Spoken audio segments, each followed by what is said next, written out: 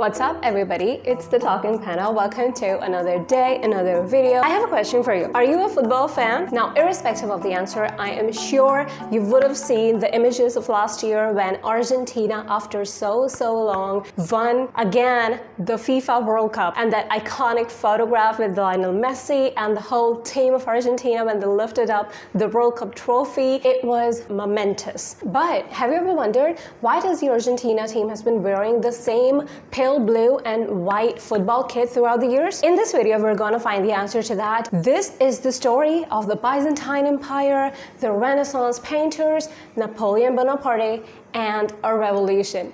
Let's begin. Now, in the Byzantine Empire, which was considered as the continuation of the Roman Empire, the color blue was considered as a sign of nobility and of the emperor and the empress. Now, needless to say, it was an expensive color and brought huge social prestige and symbolized majesty. With the rise of the worship of Saint Mary, the artists decided to depict her wearing blue robes. She was an important and revered figure. So the Byzantine mosaics from 5th century onwards started using something called azurite for coloring her robes. Then soon, this depiction of Saint Mary became a central and important part of the religious and artistic tradition. Now, in Renaissance, which was a fervent period in the European civilization that marked its transition from the Middle Ages to modernity, and remember, this is the time between 14th to 16th century, the artists would use something called lapis lazuli, which was a gemstone that came from the mines in Afghanistan and was more expensive than gold itself. Now, this lapis lazuli was used to create the color in the robes of the Saint Mary. Since the Italians brought this lapis lazuli from so far away, the pigment it created became to be known as something called ultramarinus, which means from over the seas in Latin. This ultramarine color was a deep and brilliant shade of blue, and it was prized for its rarity and beauty. Now, fast forward to 18th century, and Charles III was the king of Spain. Why are we talking about Spain here? The point to remember is that at this point of time in history, Spanish Empire ruled Argentina. The son and heir of Charles III, the King of Spain, who is also known as Charles, had been married for 5 years without bearing any children. Now, when his son finally did have a child, the king was delighted, and he created something called Order of Charles III in 1771 to mark the occasion, which was sort of like a society for the prominent Spaniards.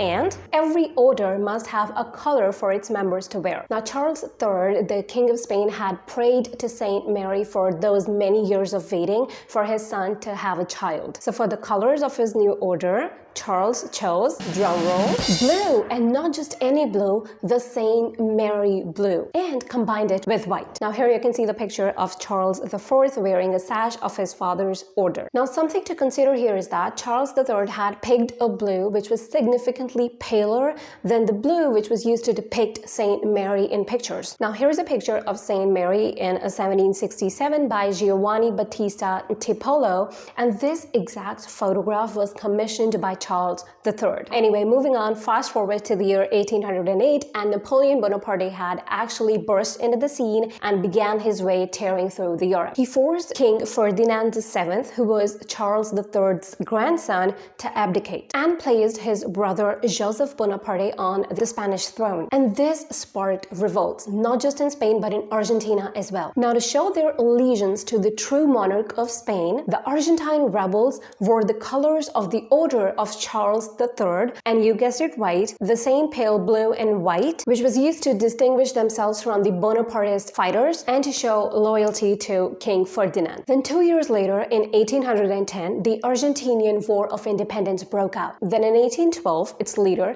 Manuel Belgrano, created a cockade of Argentina, which was kind of like a knot of a ribbon, which was used as a symbol to distinguish the revolutionaries from the royalists, and used the colors previously associated with the Argentinian revolt from the Spanish rule under Joseph Bonaparte, which was again the same pale blue and white, and of the true monarchy. The revolutionary government officials actually adopted this cockade. Then just a few days afterwards, Belgrano also designed the Argentinian flag and again used the same colors. After a few mishaps, changes in and of the government, battles, and many years later, Belgrano's design was finally adopted as official independent Argentina flag in 1816, and the sun at its center was added in 1818. Now, when Belgrano first presented the design of the flag to the people, he compared its colors with the sky and the clouds, and it's actually interpreted that those were his inspiration for the flag. And it actually makes sense given Argentina's beautiful natural sceneries and landscapes, right? But we know that actually they came from King Charles III. Fast forward to the year of 1880s, and a sport called football arrives in Argentina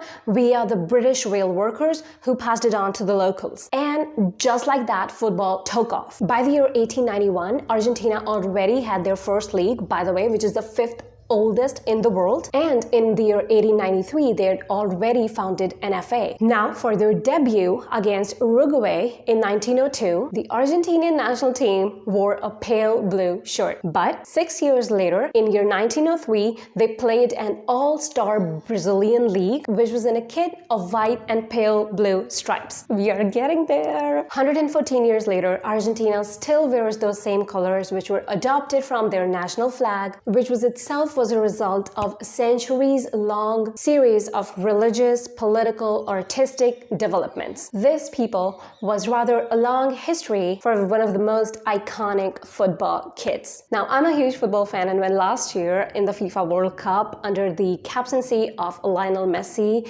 Argentina won the World Cup, it was such a huge moment in the history of football. Believe it or not, it was so expected from Messi. There was so much pressure, and there were talks that Lionel Messi might retire from football altogether. And it was really such an emotional moment to watch him lift that trophy, wearing the robe that was given by the Arabs as an honor to him. And it was such a full circle moment. I mean, for a football fan, it was actually the most high we have ever gotten, and probably will ever get. I mean, sure, the Argentine people do know how to celebrate. Like, they were celebrating like crazy. The videos that were coming from Argentina were so amazing. The streets were full of people. Everyone was celebrating like it's such a great victory. And what a victory was it. This was the story of one of the most iconic players' jersey. I'd see you in the next one. Bye.